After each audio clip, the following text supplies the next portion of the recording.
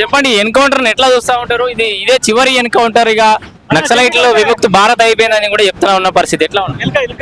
ఇది చివరి ఎన్కౌంటర్ ఆడడానికి ప్రభుత్వాలకు వాళ్ళు ఏమన్నా జ్యోతిష్యులా? వాళ్ళు కూడా ఈ సమాజంలో మనుషులు. వాళ్ళు విప్లవం లేదా అనడానికి వాళ్ళు జ్యోతిష్యులు కాదు, వాళ్ళు ఋషులు కాదు, వాళ్ళు మనుషులు. అయితే అసలు ఎన్కౌంటర్ అయ్యారు. అసలు ఎన్కౌంటర్ చేసే హక్కు వాళ్ళకి ఎక్కడిది? నిజంగా ఎన్కౌంటర్ దానికి అడ్డు పెట్టిరు కదా. ఇవాళ ప్రపంచంలో అనేక యుద్ధాలు జరుగుతున్నాయి. ఒక దేశం మీద ఒక దేశము వనరుల కోసం, అధికారం కోసం, ఆధిపత్యం కోసం యుద్ధాలు జరుగుతున్న దానికి శాంతియుతం కావాలి అని కోరుకుంటున్నట్లాంటి మనము, మన దేశం అనేది 140 కోట్ల జనాభా కలిగినట్లాంటి మన భారతదేశంలో ఇప్పటి వరకు యుద్ధాలు లేవు. మన దగ్గర ఉగ్రవాదులు లేరు. కానీ సామాజిక అంశం మీద ఇవాళ నక్సలైట్ ఉద్యమం ఒక 50 ఏళ్ల కాలం నుండి భుజాల మీద వేసుకొని నడుపుతున్నటువంటి పరిస్థితి. గూడు గుడ్డ కావాలని, ఇక్కడ ఉన్నటువంటి కుల అసమానతలు పోవాలని, వర్గ అసమానతలు పోవాలని, అందరూ సామాజికంగా, ఆర్థికంగా, రాజకీయంగా వాళ్ళు సమాజంలో సమానంగా ఉండాలని, వ్యత్యాసం లేని ఒక నిచ్చెనమెట్ల కుల వ్యవస్థ లేని సమాజం కోరుకుంటున్నట్లాంటి దాంట్లో ఇవాళ అనేక మంది ఉద్యమకారులు అసలు భాషారు. దానికి ఇవాళ డెడ్ లైన్ ఏదైతే పెడుతారో డెడ్ లైన్ వాళ్ళు ఇవాళ నక్సలైట్ల మీద పెట్టాల్సింది. ఇవాళ ఆకలి లేకుండా చేయాలి. ఇండ్లు ఇవాళ అనేక మందికి ఇండ్లు లేవు, ఆ ఇండ్లు ఇచ్చే కార్యక్రమం చేయాలి. అనేక మందికి ఇలా ఎంప్లాయ్మెంట్ లేదు. చదువుకున్న వాళ్ళు రోడ్ల మీద పడ్డారు. పీజీలు చేసి, డిగ్రీలు చేసి, ఇలా ఐఏఎస్ ఐపీఎస్ చేసి కూడా ఇలా రోడ్ల మీద ఉన్నారు. వాళ్ళందరికీ ఇలా ఉద్యోగాలు కల్పించాలి. ఇక్కడ నిరుద్యోగం లేకుండా చేయాలి. ఇక్కడ భూమి అందరికి దున్నేవాడికే భూమి కావాలనే ఆలోచన చేయాలి. ఇక్కడ ఉన్నట్లాంటి పిడికడ మంది చేతిలో ఇంత భూమి ఉన్నది కదా, ఆ భూమిలే ఇవాళ అనేక మందికి పంచిపెట్టాలి. ఆ భూమి కావాలని గూడు గుడ్డ కోసం చేస్తారు కదా, గవి కల్పించాలి. మౌలిక సదుపాయాలు లేకుండా చేయాలి ఈ గవర్నమెంట్. కానీ ఈ యుద్ధము ఇవాళ నక్సలైట్లను లేకుండా చేస్తామని ఏదైతే వాళ్ళు చెప్తారో అది వాళ్ళతోటి సాధ్యం కాదు. వేలాది మంది వచ్చిర్రు, ఇలా ఇంకా ఉంటారు. ఆకలి బాధలు ఉన్నంత కాలం, అసమానతలు ఉన్నంత కాలం, ఈ సమాజంలో వ్యత్యాసం ఉన్నంత కాలం ఉద్యమాలు సజీవంగా బతికే ఉంటాయి. దీనికి ఉదాహరణ నేను ఒకటే చెప్తా.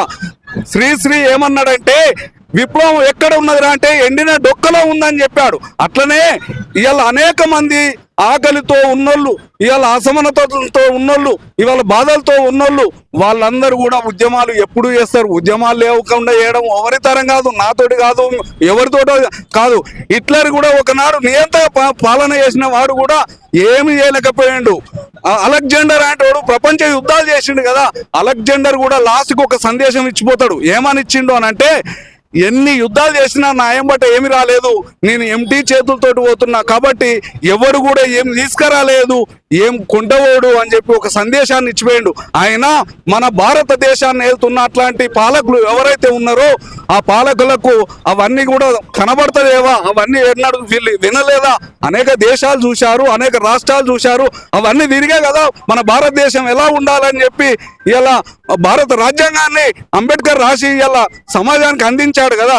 కాబట్టి శాంతియుతంగా పోవాలి. ఈ యుద్ధాలు లేకుండానే కదా చట్టాలు మీరెవరు చేతిలోకి తీసుకోవడానికి, ఎన్కౌంటర్లు మీరెవరు చేయడానికి. వాళ్ళని పట్టుకొని అరెస్టు చేయండి, జైల్లో పెట్టండి. వదికు లొంగిపోయిన పొమ్మని అంటుర్రు, మీకు రాజకీయాలలో అవకాశం కల్పిస్తామని అంటుర్రు. మరి వాళ్ళని పట్టుకొని జైల్లో వేసి వాళ్ళు నిజ నిర్ధారణ అవి కోర్టులు కదా చేయాల్సింది, వీళ్ళు పట్టుకొని చంపేయడానికి. కాబట్టి ఏది ఏమైనా చర్చల ద్వారానే పరిష్కారం అవుతుంది, శాంతియుతంగానే పరిష్కారం అవుతుంది. సమాజంలో ఏదైనా పరిష్కారం దశ చూపించే పరిస్థితులు ఉంటాయి. కాబట్టి పాలకులారా ఈ సమాజాన్ని తప్పుదో పట్టిస్తుంది. మీరు మీ ప్రజాస్వామ్యబద్ధంగా ఎలక్షన్ ఏదైతే ఇవాళ భారత రాజ్యాంగంలో ఓటు పొందపరిచాడో దాన్ని కూడా లాస్ట్కు పాలకులు వ్యాపారం చేసుకుంటారు. దాన్ని హైటెక్ రాజకీయాలు చేస్తున్నారు. ఉన్నత వర్గాలు అధికారంలోకి వస్తున్నారు. అదే పరిపాలన ఇలా ఎన్నికల కమిషన్ ఎటుపోతుంది, చట్టాలు ఎటుపోతున్నాయి. ఇదే ఎన్కౌంటర్లు చేస్తున్నారు కదా, మీరు అరెస్టులు చేసి అట్లాంటి మీరు వాళ్ళను ఏదైతే డబ్బులు వస్తురో వాళ్ళని అరెస్టు చేయొచ్చు కదా. అవి చేయకుండా ఇవాళ మీరు అంటే ఓట్లల్లో మీరు ఇవాళ డబ్బుతో రాజకీయం చేస్తున్నారు. ఇవాళ అమాయకంగా మేము శరీరాన్ని దాచిపెట్టుకోకుండా మేము ఆకలి బాధలను కడుపు చంపుకొని సమాజం కోరుకోవాలనుకుంటున్న అట్లాంటి వాళ్ళని కూడా మీరు బలవంతంగా ఎన్కౌంటర్లు చేస్తున్నారు. ఇది ప్రజాస్వామ్యం అని చెప్పుకోవడానికే వనికత్తాయి, కానీ అప్రజాస్వామ్య విలువలతో కూడుకున్నట్లాంటి దేశం మన ప్రజాస్వామ్యం కాదు. సో మీరు చెప్తున్నట్టుగా ఎండిన డొక్కల్లో ఈ భావజాలం అట్లే బతికే ఉండొచ్చు కానీ పరిస్థితులు అట్లా లేవు కదా అని అంటున్నా. ఇప్పుడున్న పరిస్థితుల్లో పెరుగుతున్న టెక్నాలజీ కావచ్చు, ప్రభుత్వాల యొక్క ఉద్దేశం కావచ్చు, ఈ ఆయుధాలు పట్టుకొని చేసే పోరాటం ఎన్ని రోజులు మనుగడ సాధిస్తుంది అనుకుంటారు? ఇప్పుడున్న పరిస్థితుల్లో అది సాధ్యమే? నేనేమంటున్నా అంటే ఆయుధాలు పట్టుకోవడమే మేము ప్రధానము, దానికే పరిష్కారం అని నేను అనట్లేదు. అది ఆత్మ రక్షణ కోసం మాత్రం పట్టుకున్నారు తప్ప ఆ ఆయుధాలతోటి సామాన్యులను చంపాలనో లేక బలవంతంగా రాజకీయాలు చేయాలనో ప్రజల మీద బలవంతంగా రాజకీయాలు రుద్దాలనో ఇలా మావోయిస్టులు కావచ్చు, ఇంకా ఎనీ పార్టీ విప్లవ పార్టీలు కూడా అట్లా అనుకోవట్లేదు. దాన్ని గుండాల చేత అనేక రకాలుగా ఒత్తిళ్లతోటి ప్రభుత్వాలు ఈ వామపక్ష ఉద్యమాలను అణచివేయాలని చూస్తున్నారు. కాబట్టి ఆ క్రమంలో ఆత్మరక్షణకు పట్టుకున్నట్లాంటి ఆయుధాలే తప్ప వాళ్ళు బల ప్రయోజనంగా ఈ దేశాన్ని ఏదో చేయాలని అనుకుంటున్న అట్లాంటి పరిస్థితులు కావు. సేమ్ టైంన మేము ఒకటే చెప్తున్నాం, ఎన్నికల పంతాను ఉపయోగించుకుంటాం. మేము శాంతి ఏదైతే ఆత్మరక్షణకు వాళ్ళు పట్టుకున్నారో అది పట్టుకున్నారు, కానీ దానికి ఏదో ఒక రోజు పరిష్కారం ప్రజలే చూపిస్తారు. మీరు ఇది పట్టుకోవడం వల్ల మీ ప్రాణాలు గాలి నేలని సాము చేసే పరిస్థితులు ఉంటాయి. కాబట్టి ఖచ్చితంగా ఓటు హమారా సీటు హమారా, ఓటు హమారా సీటు తుమారా, నైచెలేగా అని చెప్పి కాన్సీరామ్ గారు మార్గదర్శనం చూపించాడు. ఆడు 3 దఫాలు ఒక మాయావతి ఆడపడుచును ముఖ్యమంత్రిని చేసిన చరిత్ర అక్కడ ఉంది. కాబట్టి ఈ దేశ నిర్దిష్ట పరిస్థితులకు కూడా ఇక్కడ నిచ్చెన ఇట్లా కుల వ్యవస్థ ఉంది, మత వ్యవస్థ ఉంది, వర్గ వ్యవస్థ ఉంది. కాబట్టి ఎన్నికలను ఖచ్చితంగా యూజ్ చేసుకొని అంబేద్కర్ అడుగు జాడల్లో నెత్తురుబొట్టు నేల మీద పడకుండా రాజ్యాధికారం తెచ్చుకోమని ఓటు ఏదైతే కల్పించిండో ఆ ఓటు ద్వారా ఖచ్చితంగా వాళ్ళు ఏదో ఒక రోజు పేదలు రాజ్యం వెళ్తారు.